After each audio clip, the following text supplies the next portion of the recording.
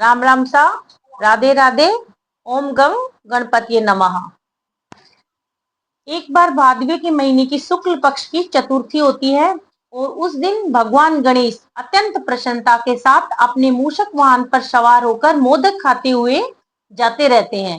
तभी उनके मूषक को एक सर्प दिखाई देता है जो उनके मूषक का पीछा करता है और इस बात से भयभीत होकर मूषक अपना संतुलन खो देता है।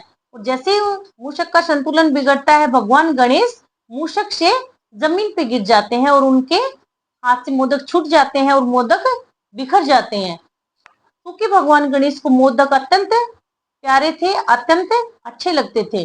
उनको चुगने के लिए भगवान गणेश जमीन पर लौटते हैं। लौटने से उनको ऐसे लगता है कि जैसे उनका पेट फट जाएगा, तो वो उस सर्प को उठा के अपने पेट पे इस तरीके से लपेट लेते हैं और उस सर्प से एक गांठ बना लेते हैं, अपने पेट पे गांठ मार लेते हैं। भगवान गणेश के इस रूप को देखकर चंद्रमा भगवान गणेश की हंसी उड़ाने लगते हैं और चंद्रमा की जो हंसी होती है वो संपूर्ण ब्रह्मांड में गूंजने लगती है।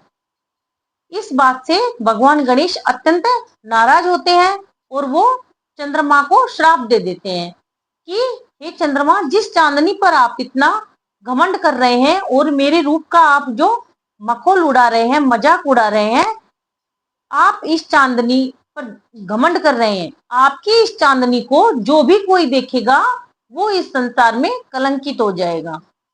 इस बात को सुनकर संपूर्ण ब्रह्मांड में देवता लोग जो होते हैं, संपूर्ण देवता वहां उपस्थित हो जाते हैं और चंद्रमा भी भयभीत होकर भगवान गणेश से क्षमा याचना करता है और संपूर्ण देवलोक जो होते हैं वो भी भगवान गणेश से क्षमा याचना करते हैं।